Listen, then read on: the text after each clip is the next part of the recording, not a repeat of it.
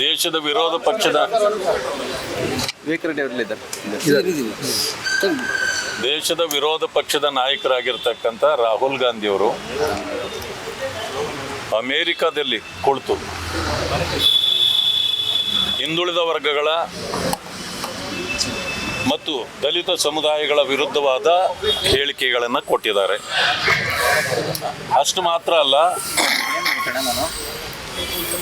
ಭಾರತ ದೇಶದ ಬಗ್ಗೆ ಹೊರದೇಶದ ನೆಲದಲ್ಲಿ ಕುಳಿತು ಅಪಮಾನಕರ ಹೇಳಿಕೆಗಳನ್ನು ಕೊಡ್ತಿದ್ದಾರೆ. ಸಮುದಾಯಗಳನ್ನು ನಿಂದಿಸ್ತಕ್ಕಂಥ ಕೆಲಸವನ್ನು ಮಾಡಿದ್ದಾರೆ. ಆದ್ದರಿಂದ ಬಹುಶಃ ನಾವು ಅಂದ್ಕೊಂಡಿದ್ವಿ ಅವರು ಪ್ರಬುದ್ಧಮಾನಕ್ಕೆ ಬಂದಿದ್ದಾರೆ ಅಂತ. ಈಗ ಗೊತ್ತಾಗ್ತಾ ಇದೆ ಇನ್ನೂ ಪ್ರಬುದ್ಧಮಾನಕ್ಕೆ ಅವರು ಬಂದಿಲ್ಲ ಅಂತ.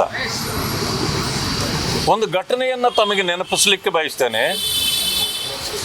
ಅವರ ಅಜ್ಜಿ ಇಂದಿರಾ ಗಾಂಧಿಯವರು 1977-78ರಲ್ಲಿ ಮೊರಾರ್ಜಿ ದೇಸಾಯಿ ಅವರ ಸರ್ಕಾರ ಇರುವಾಗ ಅವರನ್ನು ಅರೆಸ್ಟ್ ಮಾಡಲಾಗುತ್ತೆ. ಆಗ ಮತ್ತೆ ಚುನಾವಣೆ ಆದಾಗ ಅವರು ಪ್ರಧಾನಮಂತ್ರಿಯಾಗಿ ಮತ್ತೆ ಬಂದುಬಿಡ್ತಾರೆ. ಆದರೆ ಜೈಲುವಾಸ ಅನುಭವಿಸಿ ಬಂದಿರ್ತಾರೆ. ಅಮೇರಿಕಕ್ಕೆ ಹೋದಾಗ ಅಲ್ಲಿನ ಪತ್ರಕರ್ತರು ಅವರನ್ನು ಕೇಳ್ತಾರೆ, ನೀವು ಎಲ್ಲರನ್ನೂ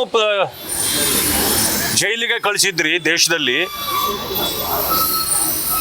ಈಗ ನಿಮ್ಮ ಅನುಭವ ಹೇಳಿ, ನೀವು ಕೂಡ ಜೈಲಿಗೆ ಹೋಗಿ ಬಂದ್ರಲ್ಲ, ತುರ್ತು ಪರಿಸ್ಥಿತಿ ಏರಿದಾಗ ನೀವು ಎಲ್ಲರನ್ನೂ ಜೈಲಿಗೆ ಹಾಕಿದ್ರಿ, ಜೈಲಿನ ಅನುಭವ ನಿಮಗೆ ಹೆಂಗಿದೆ, ಏನು ಹೇಳಿ ಅಂತ ಕೇಳ್ತಾರೆ. ಕೇಳಿದಾಗ ಅವ್ರ ಅಜ್ಜಿ ಒಂದು ಮಾತು ಹೇಳ್ತಾರೆ, ನೋಡಿ ಅದು ನನ್ನ ದೇಶದ ವಿಚಾರ, ನಾನು ಅದನ್ನು ಹೊರಗಡೆ ಯಾವುದೇ ಕಾರಣಕ್ಕೂ ಅದನ್ನು ಪ್ರಸ್ತಾಪ ಮಾಡಲ್ಲ, ಅದು ನನ್ನ ದೇಶದಲ್ಲಿ ಮಾಡ್ತೀನಿ ಅಂತ. ಆದರೆ ನಿಮ್ಮ ಅಜ್ಜಿಯನ್ನು ನೋಡಿ ನೀವು ಕಲ್ತಿಲ್ಲ ಅಲ್ಲ, ಇನ್ನೇನು ಕಲಿತೀರಿ ನೀವು ಮಾನ್ಯ ರಾಹುಲ್ ಗಾಂಧಿಯವರೇ? ಆದ್ದರಿಂದ ಇವತ್ತಿನ ದಿವಸ ಮೋದಿಯವರ ಬಗ್ಗೆ ಹಗುರವಾಗಿ ಹೊರದೇಶದಲ್ಲಿ ಮಾತಾಡ್ತೀರಿ. ನೀವೇನೇ ಮಾತಾಡಬೇಕಾದ್ರೂ ನಮ್ಮ ದೇಶದಲ್ಲಿ ಮಾತಾಡಿ.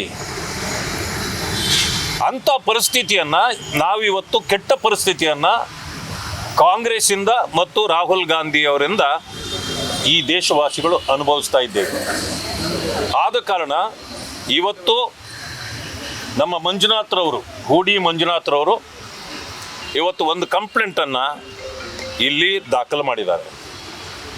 ನಮ್ಮ ರವಿಕುಮಾರ್ MLC ಅವರು, ಮತ್ತಿಮೋಡ್ ಅವರು MLA ಅವರು, ಭಾಸ್ಕರ್ ರಾವ್ ಅವರು, ರಾಜ್ಕುಮಾರ್ ಅವರು, ವಿವೇಕ್ ರೆಡ್ಡಿ ಅವರು, ಇನ್ನೂ ಅನೇಕ ನಾಯಕರು, ವಸಂತ್ ಕುಮಾರ್ ಅವರು, ಹೀಗೆ ಎಲ್ಲರೂ ಬಂದಿದ್ದಾರೆ. ಇವತ್ತು ನಾವು ಕೇಳಿಕೊಂಡಿದ್ದೇವೆ ಮಾನ್ಯ ಪೊಲೀಸ್ ಅಧಿಕಾರಿಗಳಲ್ಲಿ, ತಕ್ಷಣ FIR ಅನ್ನು ದಾಖಲೆ ಮಾಡಬೇಕು. ಇದು ನಾನ್ ಬೇಲಬಲ್ ವಾರಂಟ್ ಕೂಡ ಇದೆ ಇದರಲ್ಲಿ. ಆದ್ದರಿಂದ ಅವರ ಮೇಲೆ ಕ್ರಮ ಜರುಗಿಸಬೇಕು. ಇವತ್ತು ನೀವು ನೋಡ್ತಾ ಇದ್ದೀರಿ, ರಾಜ್ಯದಲ್ಲಿ ಸಂಪೂರ್ಣವಾಗಿ ಕಾನೂನು ವ್ಯವಸ್ಥೆ ಹದಗೆಟ್ಟಿದೆ. ಎಲ್ಲರ ಮೇಲೆ, ಹಿಂದೂಗಳ ಮೇಲೆ ದಬ್ಬಾಳಿಕೆ ಆಗ್ತಿದೆ. ಸಂವಿಧಾನ ರಕ್ಷಕರು ನಾವೇ ಅಂತ ಹೇಳ್ತೀರಿ, ಸಂವಿಧಾನಕ್ಕೆ ಅಪಮಾನ ಮಾಡ್ತೀರಿ. ಮೀಸಲಾತಿ ನಾವೇ ಕೊಟ್ಟವರು ಅನ್ನೋ ರೀತಿ ಮಾಡ್ತಿದೆ. ಅದು ನೀವಲ್ಲ, ಅಂಬೇಡ್ಕರ್ ಅವರು ಕೊಟ್ಟ ಮೀಸಲಾತಿ. ಆದರೆ ರಕ್ಷಣೆ ಮಾಡ್ತೀವಿ ಅಂತೀರಿ, ಎಲ್ಲಿ ರಕ್ಷಣೆ ಮಾಡ್ತಾ ಇದ್ದೀರಿ? ಇವತ್ತು ನೀವೇ ಅಪಚಾರ ಮಾಡ್ತಾ ಇದ್ದೀರಿ. ಅದಕ್ಕೆ ಈ ಎಲ್ಲ ಕಾರಣಗಳನ್ನ ಇಟ್ಕೊಂಡು ಇವತ್ತಿನ ದಿವಸ ಭಾರತೀಯ ಜನತಾ ಪಕ್ಷ ರಾಜ್ಯಾದ್ಯಂತ ಹೋರಾಟಗಳನ್ನು ಮಾಡಿದೆ. ನಿಮ್ಮ ಭ್ರಷ್ಟಾಚಾರದ ವಿರುದ್ಧ ಹೋರಾಟ ಮಾಡಿದೆ, ಇನ್ನೂ ಮಾಡ್ತಾನೂ ಇದೆ.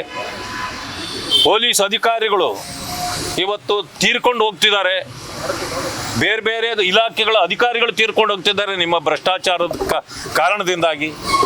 ಇವುಗಳಿಗೆಲ್ಲ ಉತ್ತರ ಕೊಡಲಿಕ್ಕೆ ನಿಮಗಿಂದ ಆಗ್ತಾ ಇಲ್ಲ. ನೀವು ಮಾಡಿದ ಭ್ರಷ್ಟಾಚಾರವನ್ನು ಮುಚ್ಚಿಕೊಳ್ಳುವ ಈ ವಿಚಾರದಲ್ಲೇ ನೀವಿವತ್ತು ಯಾವುದೇ ಅಭಿವೃದ್ಧಿ ಕಾರ್ಯಗಳನ್ನು ಮಾಡಲಾರದ ಪರಿಸ್ಥಿತಿಗೆ ನೀವು ಬಂದಿದ್ದೀರಿ. ಆದ್ದರಿಂದ ಇದನ್ನು ಮುಚ್ಚಾಕುವ ಕೆಲಸವನ್ನು ಮಾನ್ಯ ಮುಖ್ಯಮಂತ್ರಿಗಳು, ಈ ಸರ್ಕಾರ ಮಾಡಬಹುದು, ಈ ಅನುಮಾನವೂ ಕೂಡ ನಮಗಿದೆ. ಆದರೆ it is A non bailable warrant ಕೊಡಬೇಕಾಗತ್ತೆ. FIR ಇವತ್ತು ರಿಜಿಸ್ಟರ್ ಆಗಬೇಕಾಗುತ್ತೆ. ಆದ್ದರಿಂದ ಮುಖಂಡರೆಲ್ಲರೂ ಬಂದು IT ಆಕ್ಟಲ್ಲೂ ಕೂಡ ಅದು ಅಫೆನ್ಸ್ ಇದೆ, FIR ಆಗಲೇಬೇಕಾಗಿದೆ. ಬಾಗಲಕೋಟೆಯಲ್ಲಿ ದೂರು ಕೊಡ್ತಾ ಇದ್ದೀವಿ. ಬಿಜಾಪುರ ಮತ್ತು ಬಾಗಲಕೋಟೆಯಲ್ಲೂ ಕೂಡ ಇವತ್ತು ಬೆಳಗಾಂನಲ್ಲಿ ಕೂಡ ದೂರುಗಳನ್ನು ದಾಖಲು ಮಾಡ್ತಾ ಇದ್ದೀವಿ. ಬೇರೆ ನಮ್ಮ ರಾಜ್ಯ ಅಲ್ಲದೆ ಬೇರೆ ಬೇರೆ ರಾಜ್ಯಗಳಲ್ಲೂ ಕೂಡ ದೂರುಗಳು ದಾಖಲಾಗಿದೆ. ಆ ಕಾರಣದಿಂದ ಯಾವುದೇ ಸೊಬಗು ನೀಡದೆ FIR ಆಗಬೇಕು, ಅವರನ್ನು ಅರೆಸ್ಟ್ ಮಾಡ್ತಕ್ಕಂಥ ಕೆಲಸ ಕೂಡ ಆಗಬೇಕು ಅಂತಕ್ಕಂಥ ಮಾತನ್ನು ನಾನು ಹೇಳಲಿಕ್ಕೆ ಬಯಸ್ತೇನೆ.